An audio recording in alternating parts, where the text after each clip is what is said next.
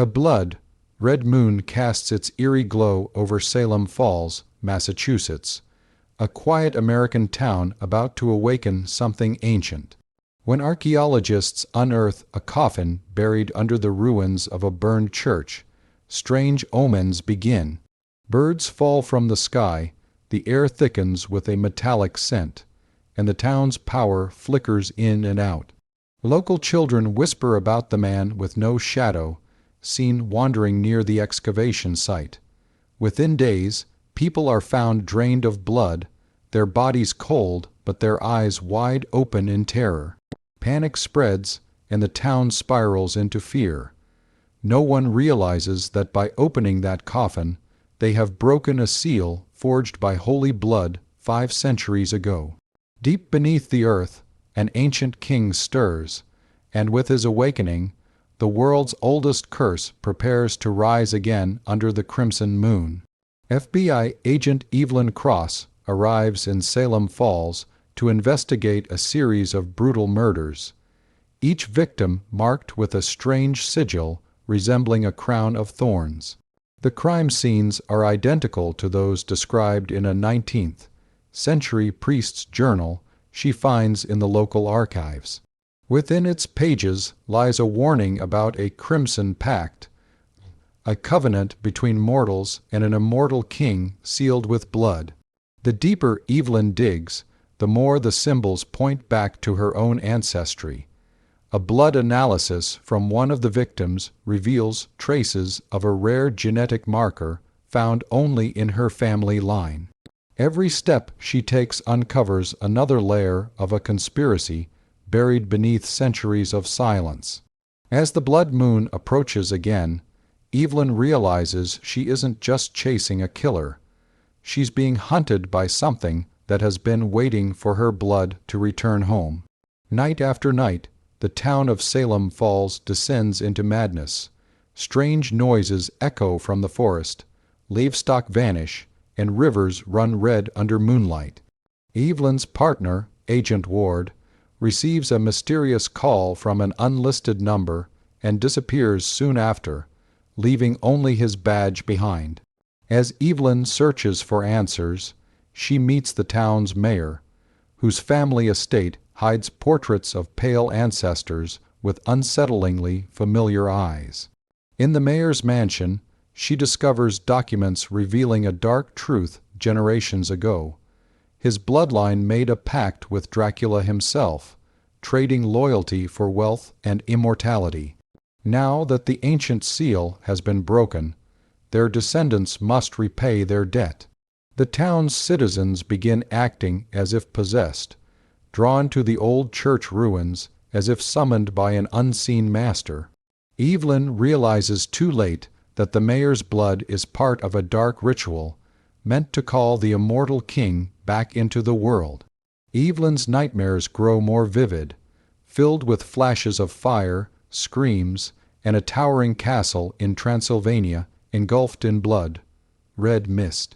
A whisper calls her name, not in English, but in a language older than time. She seeks help from a geneticist who reveals the shocking truth. Evelyn is a direct descendant of Vlad Tepes' sister, Elisabetta.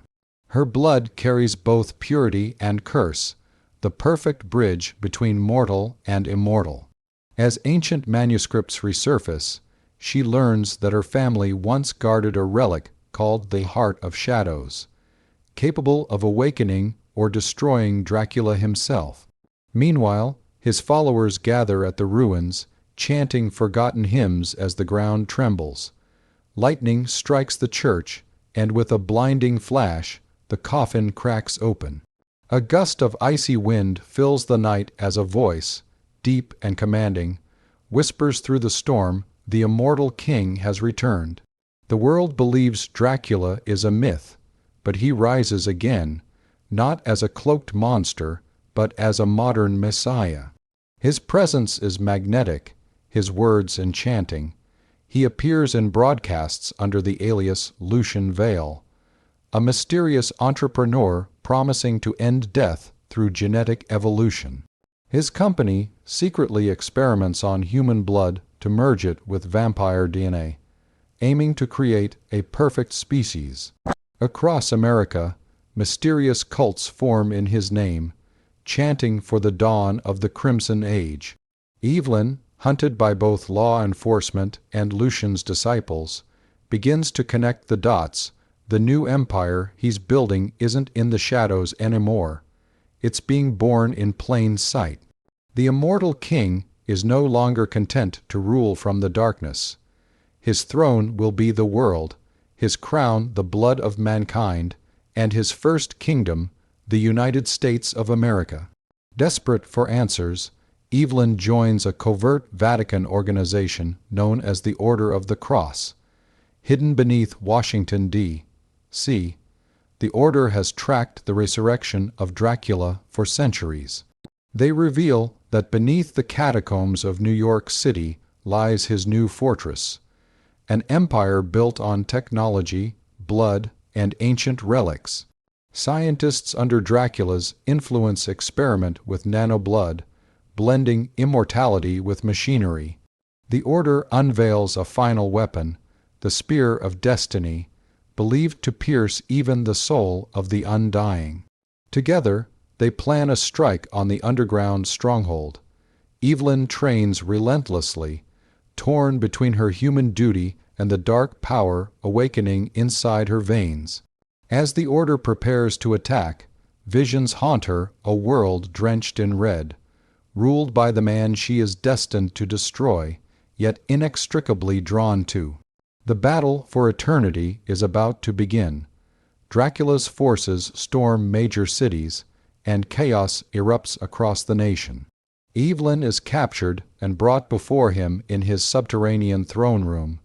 He reveals his true intent not to kill her, but to unite with her. Their combined blood would grant him ultimate power, the ability to command both life and death. She resists, but her blood begins to burn with a strange energy, responding to his presence. Dracula tempts her with visions of a world without suffering, where no one dies, and she reigns as queen beside him. Torn between her mission and her emotions, Evelyn battles her own nature. As vampires spread through the streets, feeding openly, humanity's final hope hangs on her choice. She must embrace her dark heritage to stop him, or risk becoming the very thing she was sent to destroy. The final battle unfolds at dawn atop the Statue of Liberty, symbol of freedom now shrouded in crimson mist. As helicopters circle and the city burns below, Evelyn faces Dracula in a storm of fire and blood.